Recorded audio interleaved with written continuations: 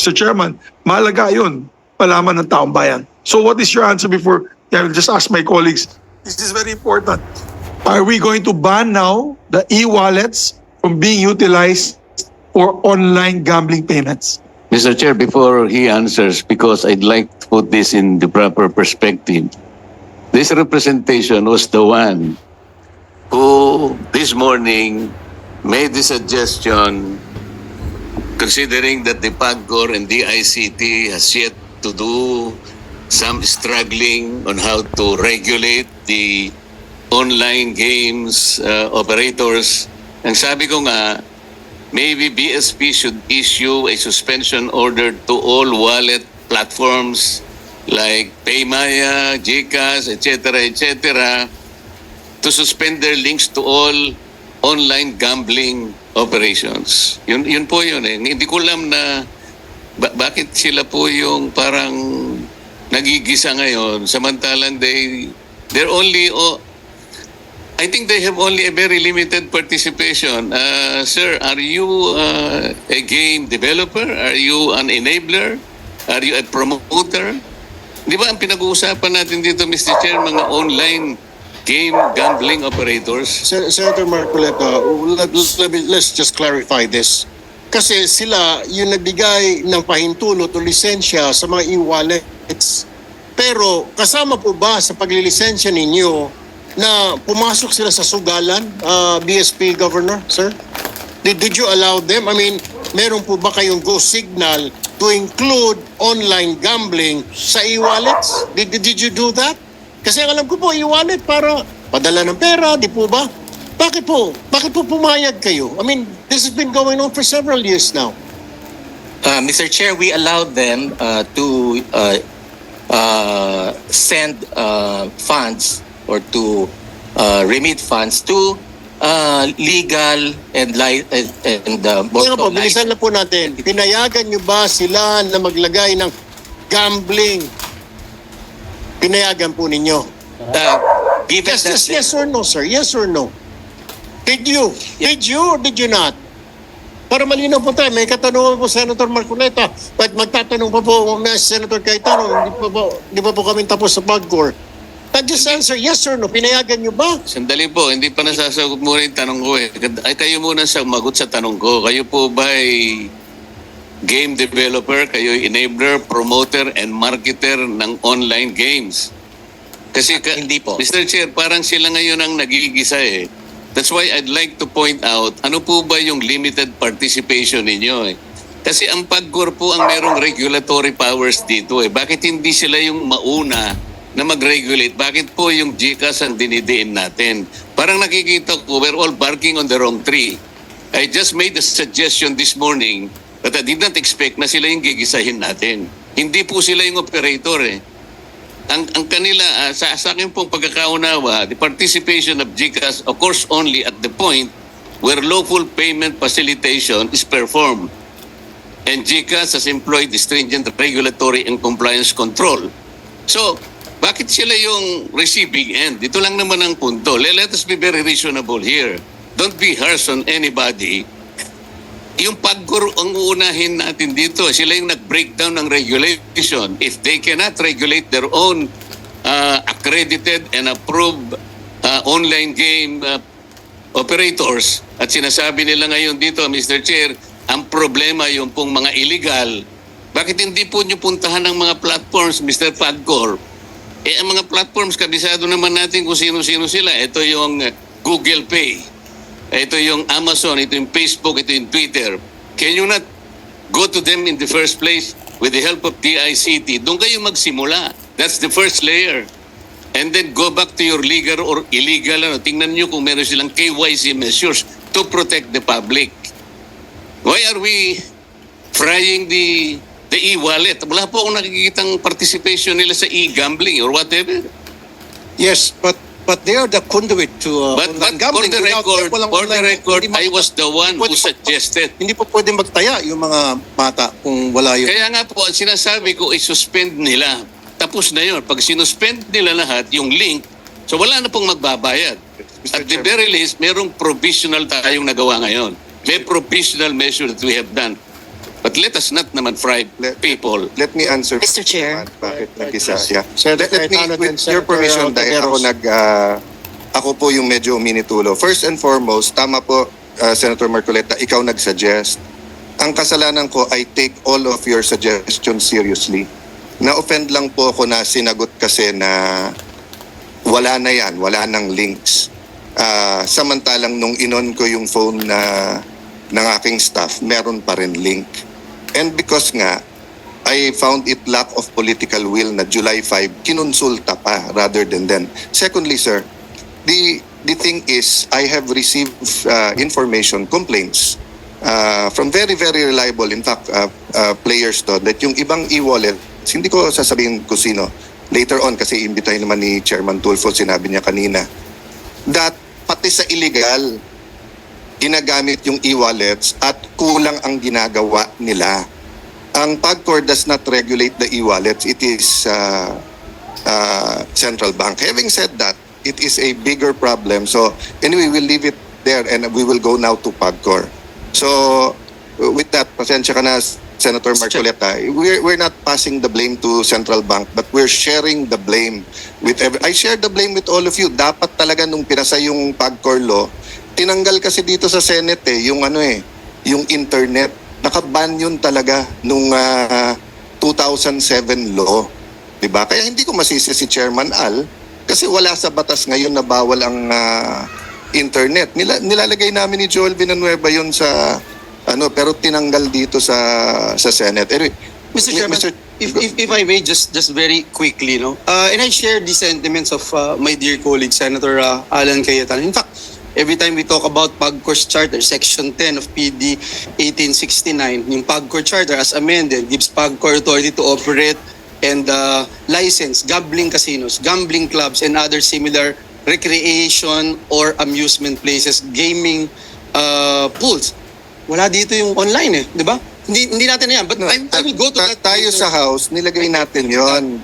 I remember Sa that. BICAM, natanggal dito sa Yes. Senate. But at that Yes. time, hindi pa naman natin alam yung Yes. apps, hindi pa Yes. natin alam yung Paymaya, Yes. GCash. I remember that, Senator Cayetano. And just to put on record, Mr. Chairman, just like Senator Marcoleta, I share the same thing. I have nothing against e-wallets, etc. It's just that ginagamit sila but it appears that na hindi nagagawa ng regulating body yung dapat niyang gawin. Kanina, uminit din yung ulo ko dahil hindi ko po alam. And I'd like to put this on record because I didn't know these mechanisms. No? Yung, for example, naglagay na pala ng pera yung mga kababayan natin. Hindi ko alam yun So ngayon ko lang narinig. Have I heard it kanina? Kaya may 48 hours. Hindi ako sasamaan loob Now that you mentioned it, para maprotektahan na yung mga naglagay at makalabas sila, then I understand and I will share now the position of the chair. Yes. bigyan Senator sila, Riza's bill time pa. So just put that on record, Mr. Chair. yes. Thank you. Senator Riza's bill actually includes the ban. So tama yung tanong po ni Senator Mix na, sir, when will the central bank decide whether on your own, under the law, you can do that now will you ban the use of e-wallets for gaming? Kasi Mr. Chair. Go ahead. With the indulgence of Senator Alan Peter Cayetano, go ahead, Senator Tiveros. Salamat, Mr. Chair, at salamat din kay Senator Alan. Dahil nabanggit na rin po niya, indeed, yung pagputol po absolutely ng link sa pagitan ng mga e-wallets at super apps at mga online gambling platforms, isa sa pinaka-importanting provision nung bill ko. Which is why also, Mr. Chair, I just wanted to manifest kasi kanina nabanggit na yung mga e-wallets. I'm really looking forward, Mr. Chair, dun sa sinabi nung chair kanina na iimbitahin din sila sa susunod na pagdinig para matanong natin. Because I believe those e-wallets, whether GCash, Paymaya at iba pa, ay may sagutin sa problemang ito ng online gambling. Salamat, Mr. Chair. Thank you, Senator Tiveros. Go ahead, Senator Cayetano. Mamaya kasi, Mr. Chair, I will show, and yun doon ako papunta sa question ko kay Chairman Al, na sa isabong kasi nakita din natin yung difference ng may betting station at saka yung nagagamit yung e-wallets.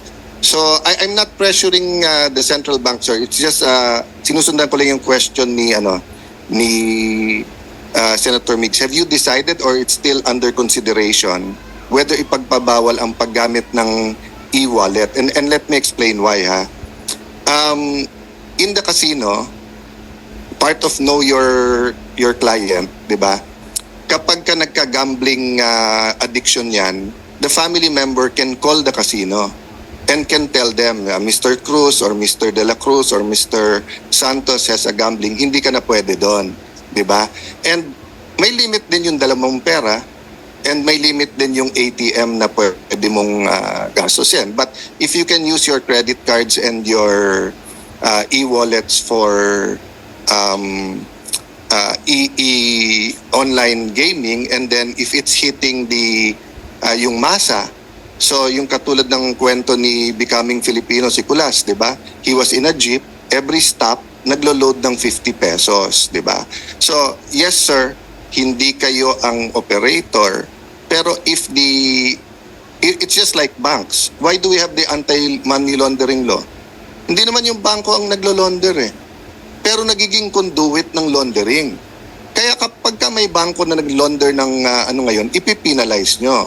So kung nagiging conduit ngayon yung e-wallets, sa laki ng kita nila, they don't need this. This is just additional transaction to them. Sir, baka yun ang so just answer that question, but in the next hearing, can you give us data sa kita ng e-wallets? How much ang kita nila yung day-to-day transactions, whether kuryente, tubig, grocery, in general, at magkano yung sa online, sa gaming, di ba? So is the central bank considering that or hindi na? Tapos na yung regulations nyo? Your Honor, the suspension of the in-house links from the mobile apps is a immediate measure while we are finalizing the Okay, so you're discussing regulations on regulating Okay. the So you're use of discussing payment that part services. kasi mas mabigat nga yung part na yon, whether they can use it or not. Yes. And I assume you'll be monitoring this hearing and the inputs para makita nga yun, no? Yes. And you will include credit cards. Can you include credit cards? Yes, Mr. Yes, Yeah, Your Honor, kasi- that credit cards are included among those that we will prohibit to use to Yes, kasi pag pay tinanggal mo sa Paymaya GCash, tapos magkaroon naman ng site ang Visa, Mastercard, American Express, di ganun din lang, di ba? Yeah. So, Chairman Al, dahil maraming magtatanong, no, yung una kong punto kasi doon sa physical casinos nga, may opt-out ang mga city eh. So whether Tagaytay yan or Batanes or di ba? Pero dito sa online, yun ang problema namin. Now, one, wala naman distance from the church and the school. So theoretically, yung guardian ng school can be in the CR pag walang nakatingin at naglalaro. Ang church, pwedeng nagpe-praise the Lord kami, yung pala yung katabi namin, tumama na pala sa bingo or sa scuttle or whatever, no? So, are you studying this regulation? So if a city wants to opt out of online, can we ask the ICT to take out the online from our city? I'm just asking, have you considered it? If not, I know that you will have to discuss it. We are considering, Your Honor, the possibility of placing bets in betting stations only. Pinag-aaralan po namin pang kasalukuyan yon na kung halimbawa po imbis na dito ka tumaya sa iyong telepono, kayo'y kailangan pumunta na lang sa isang, para pong sa karera yung off-fronton. Yeah. So isa po sa tinitingnan namin yon. Ang tinitingnan po lang namin na konsiderasyon talaga yung ano yung mawawala sa merkado. Doon po sa binanggit nyo, gusto ko rin pong idagdag na rin, Senator Cayetano, na ang PAGCOR po hindi pinapayagan na gumamit ng credit card ang sino man sa pagtataya. Yun po, maski sa online, bawal po yun. Hindi po natin, kasama po sa regulasyon yun, hindi po tayo pumapayag na ang credit card ay magamit nila na pambayad sa kanilang pagsusugal online. Thank you for that, Chairman. And with my colleagues here, I still going for the ban. But just in case ang decision, no?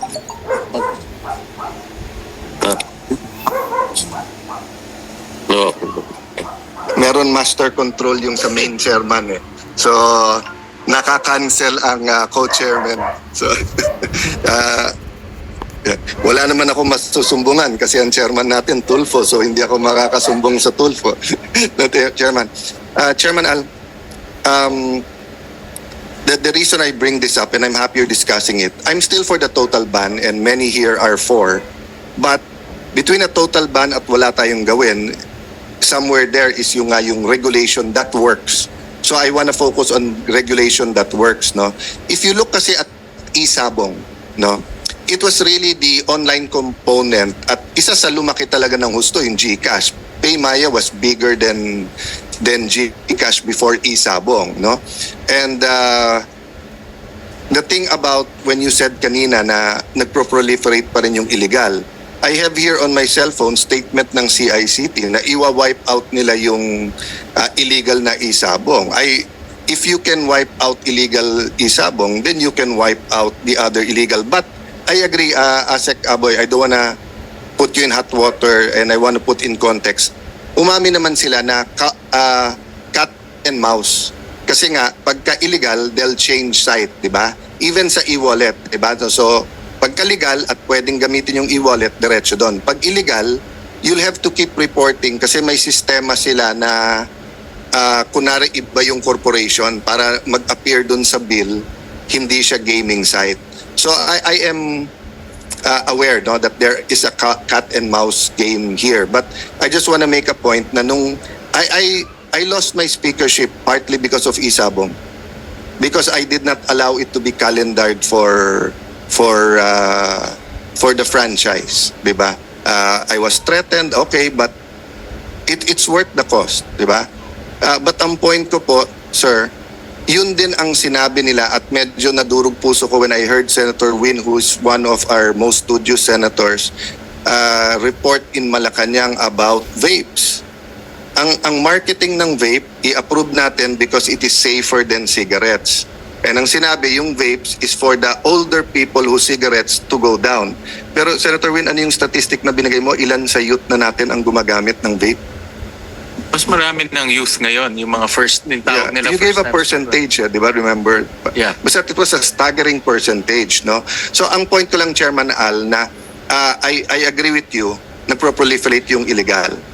Pero it's also not exactly true na pagka tinanggal mo, ginawa mong illegal like eSabong, hindi mababawasan. Kasi there's much more eSabong now, much less eSabong now because it's so hard for them to bet. And secondly, pwedeng mag-cat and mouse kung live yung sabong. Kung hindi naman live, hindi ka basta-basta tataya. Kasi kung replay, parang kay Manny Pacquiao yun. Ba't ko, di ba, para kang, alam mo ng draw eh. So sa draw ka tataya, hindi sa sinong mananalo, no? But, maybe I'll stop there kasi Chairman Al has been saying that meron na sila. What I wanna hear, Chairman Alice, ano yung mga dinidiscuss yung regulation and whether it will work or not, di ba? Opo. But I will, if you're gonna answer others naman, I'm willing to wait for that naman. Or if you wanna answer that slide, you know. Doon po sa katanungan kanina ni Senator Marcoleta, nakikipag-ugnayan na po kami ang PAGCOR sa DICT at sa CICC. At siguro po, maya-maya mag-uulat ang sekretary ng DICT. Sumulat na po sila sa lahat po nung tinutukoy ninyong mga iba't ibang mga social media services. At siguro po magandang sila na makapagpaliwanag kung ano po ang nangyari, ano ang sinulat nila at ano po ang naging mga kasagutan. Pero tinalakay na po namin, Senator Marcoleta, yan. Meron na po sigurong 3 linggo ang nakalilipas at may positibo rin po yatang mga kasagutan ang DICT at ang CICC maya-maya. Doon po naman kay Senator Cayetano, ano po ba yung mga measures na namin pinag-aaralan sa pangkasalukuyan? Una, talaga pong ang mabigat na kalaban natin sa pangkasalukuyan ay yung mga illegal. At harap-harapan po, sila yung mga nagbabayad ng malalaki advertisement, maging sa airport, kinukuha ang endorser, iba pa yung mga politiko, talaga pong mga illegal sila at wala kaming magawa. Pero nakapag-ulat na po kami ng 11,800 na website na illegal at to the credit of DICT, NTC at saka ng CICC, meron na pong 7,800 ang kanilang Sorry, Chairman Al. Opo. When you take them down, etc., are we filing cases? Are we jailing them? Kasi as I said kanina, sa amin, karakrus lang, hinuhuli ng polis. Opo, sa amin po kasi wala kaming authority. No, but Kaya the po, PNP... opo, rini-refer po namin, Senator, sa DICT, sa NTC at sa PNP Cybercrime. Doon po naman, gusto kong ipalam nga, sa 11,800 na namin pong na-report na sa kanila, kulang 8,000 na po ang talagang nakat nila. Pero meron pong ipaliliwanag din nila mamaya, kung halimbawa today, Worldwide Gaming 1, bukas po, Chairman Worldwide Erwin, Gaming Chairman Al, last Opo. point ko na lang Sige to po. ha. Kasi sanay na tayo na pagka may major crime, parang ganito sa amin, nandyan kung sino man sa PNP or DILG na sa kaliwat kanan yung mga hinuli. Isa lang sa mga illegal na yan sa PNP or with pagkorwat, hulihin nyo at ikulong nyo. Sunod-sunod na yung iba.